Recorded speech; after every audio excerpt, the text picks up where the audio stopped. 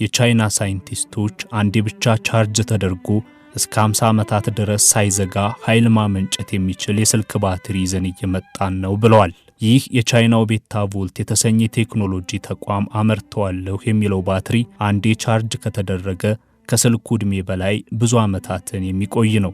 ይህ የቴክኖሎጂው ዘርፍ አስገራሚ ግኝት ሆኖ የብዙዎች መነጋገሪያ ሆኖ ሰንብቷል።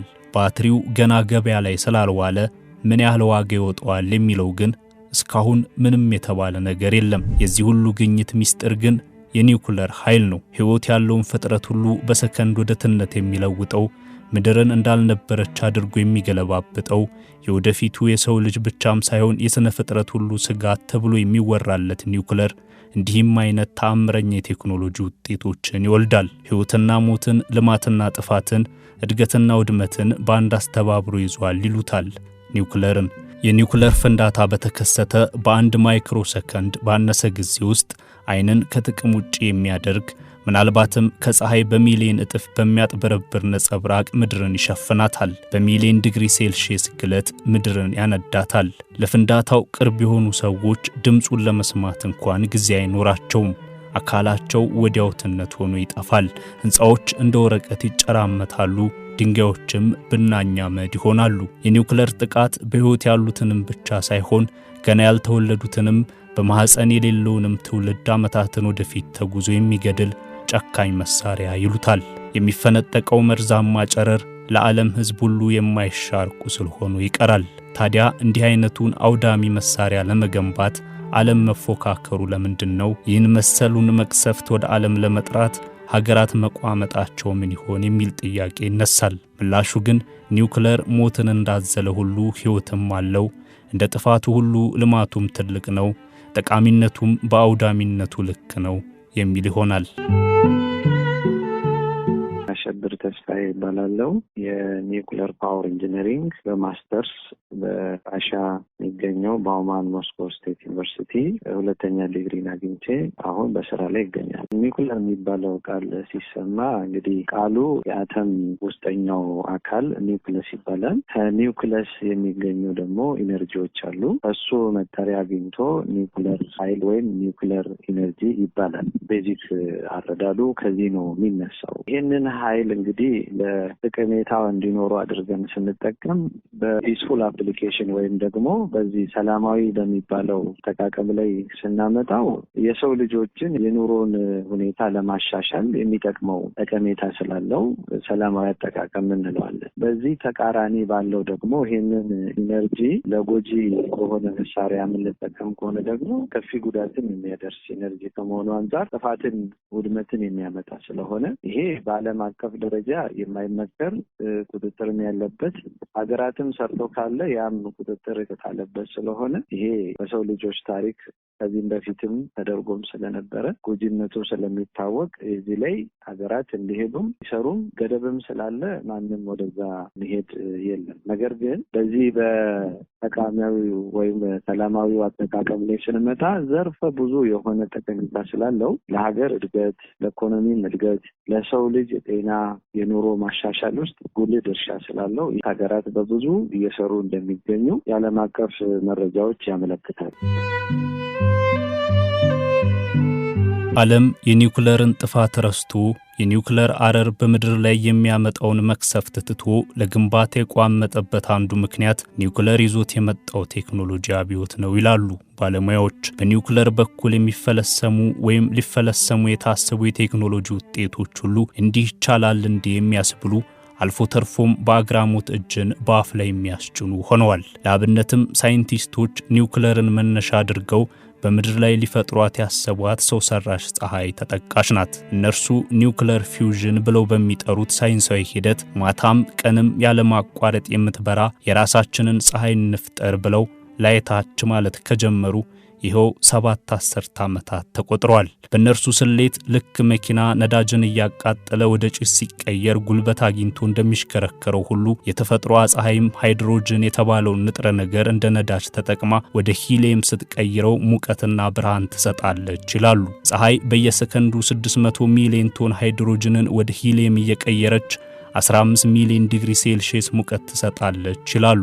ታዲያ ፀሐይ በሰማይ የምትሰራውን ይህንን ስራ ለምንኛ በምድር አናደርገውም የሚል ነው ሐሳባቸው። ለዚህ መተማመኛቸው ይኸው እነሱ ተአምረኛ የሚሉትና የሚንሰፈሰፉለት የኒውክለር ቴክኖሎጂ ነው። ኒውክለርን ተጠቅመው እነርሱ የሚሏትን ፀሐይ በምድር ለመፍጠር 150 ሚሊዮን ዲግሪ ሴልሺየስ የሆነ ሙቀት ያስፈልገናል ይላሉ።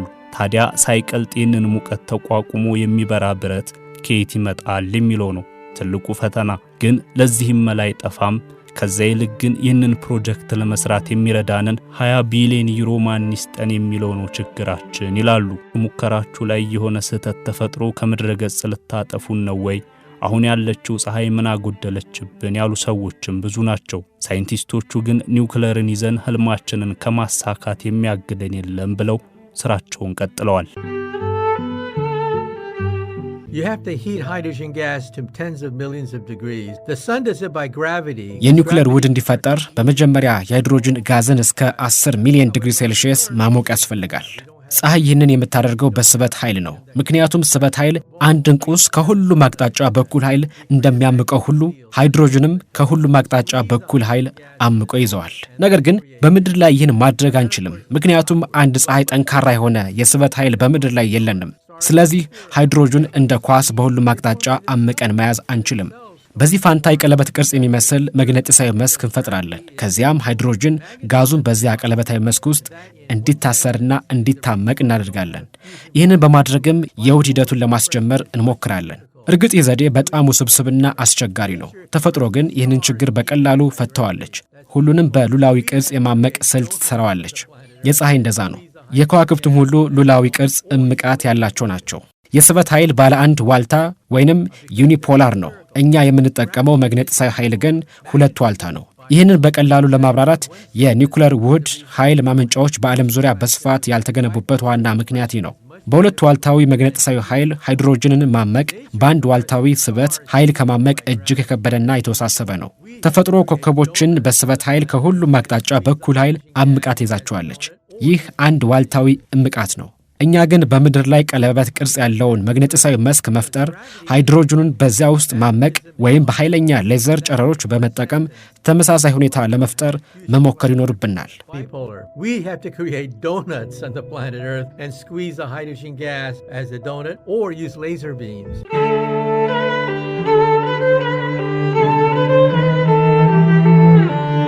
ሌላው በኒውክለር በኩል እየመጣ ያለና ጉድ እያስባለ ያለው ቴክኖሎጂ በአንድ ቻርጅ ብቻ 50 ዓመት የሚቆየው ባትሪ ነገር ነው። የቻይና ሳይንቲስቶች አንዴ ብቻ ቻርጅ ተደርጎ እስከ 50 ዓመታት ድረስ ኃይል ማመንጨት የሚችል የስልክ ባትሪ ይዘን መጥተናል ብለዋል። የቻይናው ቤታ ቮልት የቴክኖሎጂ ተቋም የሚያመርተውና BV100 የሚል ስም የሰጡት ይህ ባትሪ በውስጡ በያዘውና የኒኬል ስሪት በሆነ ራዲዮ አክቲቭ አይሶቶፕ በመታገዝ ያልተቆራረጠ ኤሌክትሪክ ያመነጫል እያሉ ነው። ይህም በቴክኖሎጂው ዓለም የመጀመሪያው ረጅም ጊዜ የሚቆይ ባትሪ ተብሎለታል። BV100 የተባለው ይህ ባትሪ ከ1 ሳንቲም ያነሰ ሲሆን 100 ማይክሮዋት ኃይል ማመንጨት ይችላል ተብሏል። ይህ ባትሪ ገበያ ላይ ሲውል ስልኮችን በየቀኑ ቻርጅ ከማድረግ የሚገላግል የዚህ ትውልድ ድንቅ ቴክኖሎጂ ይሆናል ተብሎም ተሞካሽቷል። በፍሎሪዳ ዩኒቨርሲቲ የማቴሪያል ሳይንስ ባለሙያው እንደ ሁዋን ክላውዲዮ ኒኖ ሐሳብ ከሆነ ይህ ባትሪ መጠኑ አነስተኛ በመሆኑና በውስጡ የሚይዘው የኃይል አመንጪ ራዲዮ ስቶፕም ዝቅ ስለሚል ስልካችንን ፉል ለማድረግ ከሚያስፈልገው የኤሌክትሪክ መጠን 0.01 በመቶን ብቻ ያመርታል።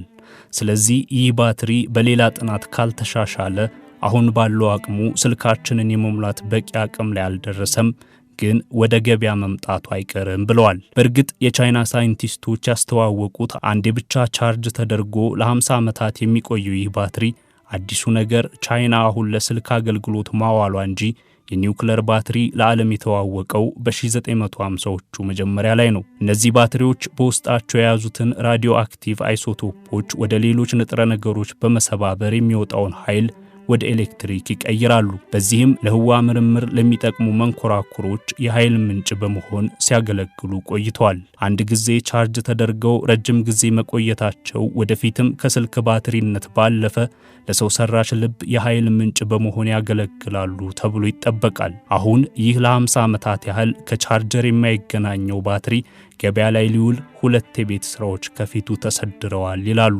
ባለሙያዎች። የመጀመሪያው የቤት ስራ ባትሪው የኒውክለር እንደመሆኑ ከውስጡ ከሚወጣው ጨረር እንዴት የሰዎችን ጤና መታደግ ይቻላል የሚል ሲሆን የቻይናው ቤታ ቮልት ቴክኖሎጂ ተቋም ባለሙያዎች ግን ለዚህ መፍትሄው ቀላል ነው ለኛ ተውት ብለዋል። ሁለተኛው የቤት ስራ ከዚህ ባትሪ ከፍተኛውን ኃይል እንዴት ማግኘት እንችላለን የሚል ሲሆን ቤታ ቮልት ከጥቂት ዓመታት በኋላ 1 ዋት ባትሪ ለማስጀመር አቅጃለሁና ይህም ብዙ ያሳስብም ብሏል። ይህም 1 ዋት የሚያመነጨው የቤታ ቮልት ባትሪ መደበኛ ሞባይል ስልክ ከሚፈልገው ከ2 እስከ 3 ዋት ጋር የተቀራረበ ነው ተብሏል። ይህ በእንዲህ እንዳለ ኩባንያው ለስልካችን የሚያስፈልገውን የኃይል መጠን ለመጨመር ባትሪዎችን በትይዩ የማዋሃድ ሐሳብ አለኝ ብሏል። ኩባንያው እንደው ይህ ባይሆንልኝ እንኳን በስልካችን ውስጥ ከ2 እስከ 30 ዓመታት ሊቆይ የሚችለውን ስትሮኒቲየም 19 የተባለ የተለያዩ የኒኩለር አይሶቶፖችን ወደፊት በመሰራው የኒኩለር ባትሪው ስሪት ላይ ምርምር አድርጌ ብቻ ምን አለፋችሁ ወደ ገበያ ይዤ መምጣት አይቀሬ ነው ማለቱ ተሰምቷል።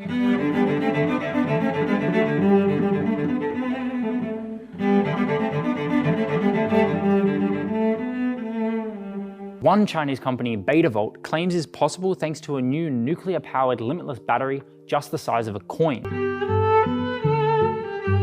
ከቴክኖሎጂው በተጨማሪ የኒውክለር ተፈላጊነት ሌላኛው ሚስጥር የሚያመነጨው ኤሌክትሪክ ኃይል ነው። አንዲት የማስቲካ ፍሬ የምታክለውን የዩራኒየም ፍሬ የምታመርተው ያህል መጠን ከ1 ቶን ከሰል ከ149 ጋሉን ነዳጅ ወይም ከ17000 ኪዩቢክ ሜትር ይዘት የተፈጥሮ ጋዝ ጋር እኩል ነው ይላሉ ባለሙያዎች። ይህም የዩራኒየም ተአምራዊ ኃይል የማመንጨት አቅም ኃያላኑን ሀገራት ምራቅ የሚያስውጡ ነው ተገኝቷል ይላሉ።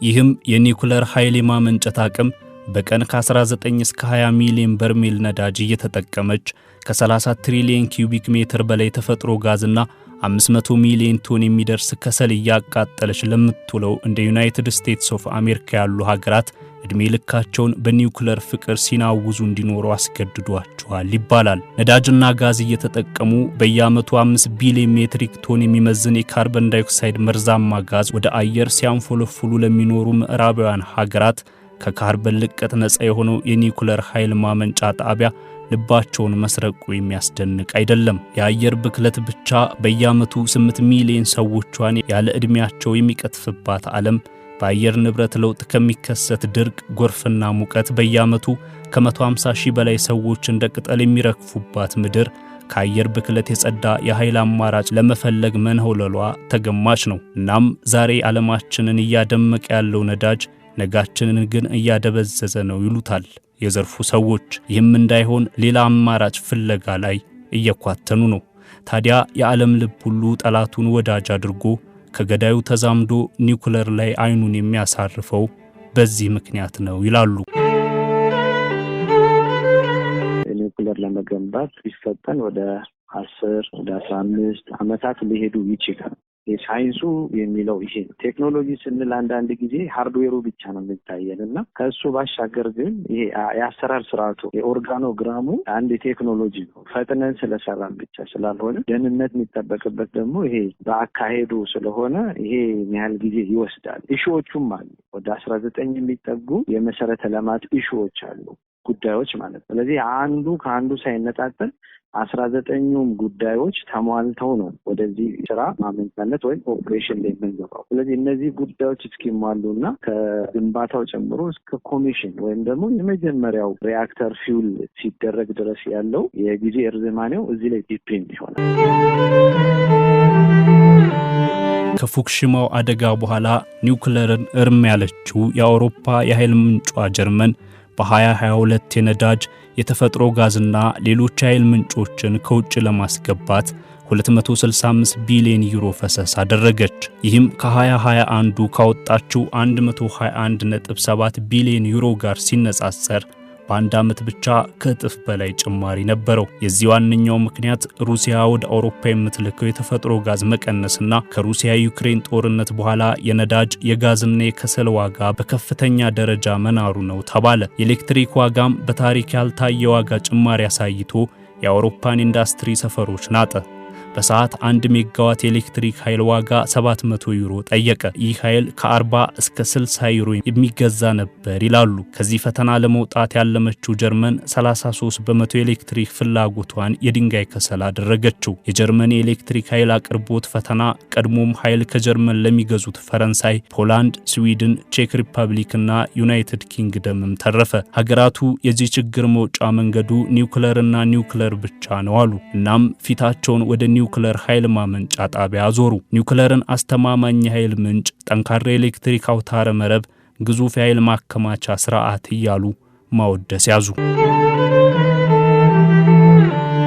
ሊነገርለት የሚችለው አስተማማኝ የኃይል ማመንጫ መሆኑ ነው። አስተማማኝ ሲባል ሪላያቢሊቲ ወይም ደግሞ የማይቆራረጥ ከሆነ አስተማማኝ እንለዋለን።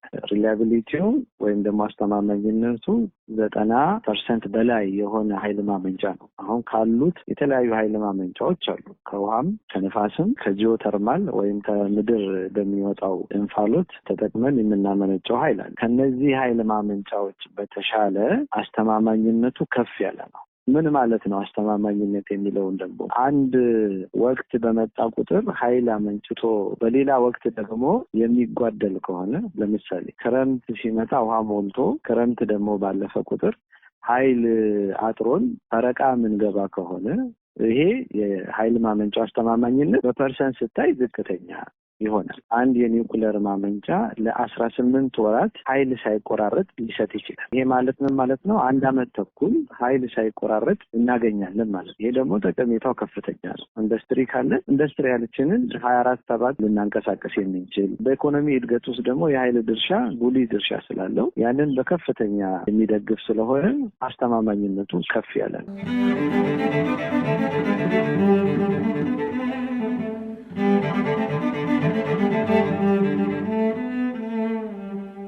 በአሁኑ ጊዜ በዓለም ዙሪያ 422 የኒውክለር ሪያክተሮች በስራ ላይ ያሉ ሲሆን 57 የኒውክለር ሪያክተሮች ደግሞ ገና በመገንባት ላይ ናቸው። የአውሮፓ ህብረት 25 በመቶ በላይ የኤሌክትሪክ ፍጆታውን ከኒውክለር ኃይል ማግኘት ጀምሯል።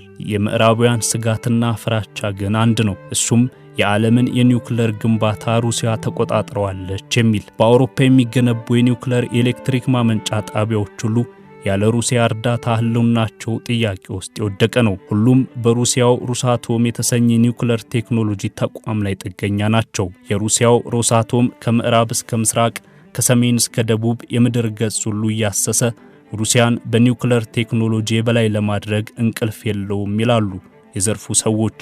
አውሮፓውያንም ቢሆኑ ይህንን ከማመን አልቦዘኑም። ሩሲያ ከሌሎች አያላን ቀድማ ትውልድ 4 የሚባለው የኒውክለር ቴክኖሎጂ ላይ የደረሰች ሲሆን አውሮፓውያን ከሩሲያ የገዙት ይህ ቴክኖሎጂ በተለየ መንገድ የበለጸገ ዩራኒየም ያስፈልገዋል። ለዚህም የሩሲያን እጅ ማየት ግዴታቸው ነው።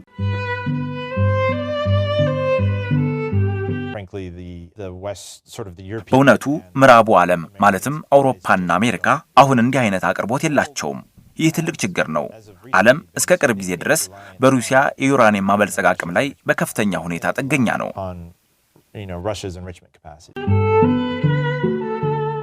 በአውሮፓ ዩራኒየምን ለማበልጸግ ዩሬንኮ የተሰኘ ተቋም ቢመሰረትም ለአውሮፓውያን ያለ ሩሲያ ስራው ቀላል አልሆነላቸውም። ምንም እንኳን ዩሬንኮ በዓለም አቀፍ የበለጸገ ዩራኒየም ገበያ ውስጥ ሁለተኛ ደረጃን ቢይዝም አሁንም ሩሲያ ቀዳሚዋ ናት። የአውሮፓ የኒውክለር ኃይል ባለስልጣን አውሮፓ ከሩሲያ የማበልጸግ አቅም ነፃ ለመሆን ከ7 እስከ 10 ዓመታት ሊወስድበት እንደሚችል ይገመታል። አሜሪካን ብትሆን አሁንም ከሩሲያ በሚመጡ አቅርቦቶች ላይ መተማመኗን ቀጥላለች። ከአውሮፓ አህጉር ቱርክ በራሷ አቅም የኤሌክትሪክ ማመንጫ ጣቢያ ለመገንባት ከአንድም 2-3 ደጋግማ ብትሞክርም አልሆነልሽ አላት።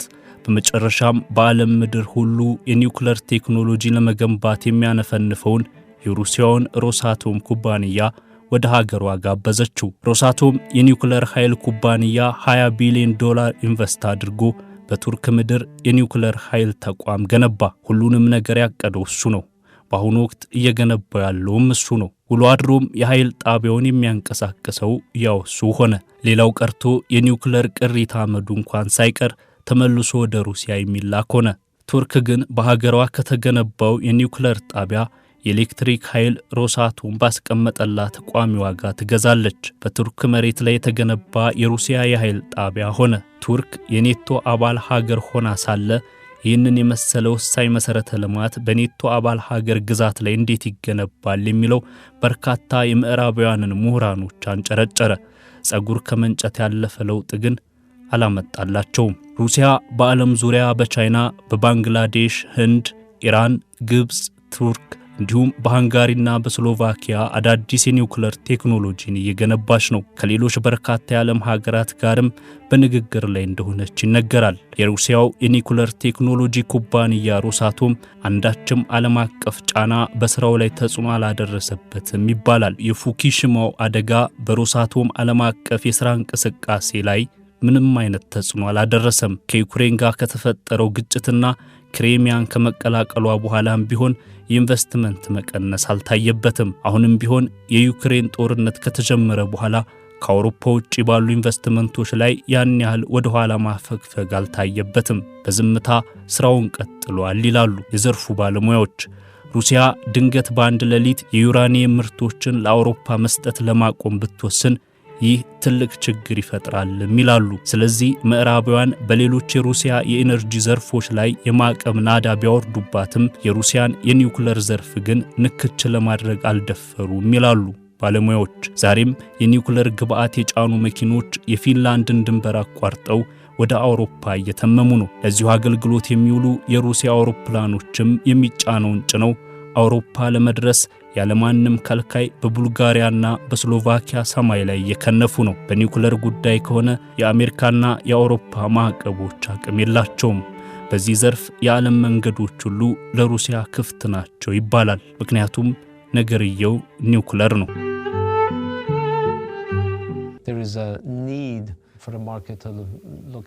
የኒውክሌር ገበያ ሁሉንም ቴክኖሎጂዎች ማየትና እርስ በርስ መደጋገፍን የሚጠይቅ ይመስለኛል።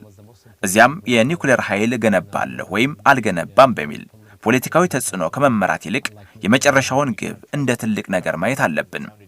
በዚህም ምክንያት ሰፊ ኃይልና የአየር ንብረት ግብዓቶችን ለማሳካት ያለንን አቅም ጎድቶታል። እናም ባለፉት 10 ወይም 20 ዓመታት ውስጥ ይህ የማይሆን ነገር ነው እያልን ራሳችንን ጎድተናል። በዚህ ወሳኝ ወቅት እድሉን ለመጠቀም ራሳችንን ወደ ኋላ ጎትተናል።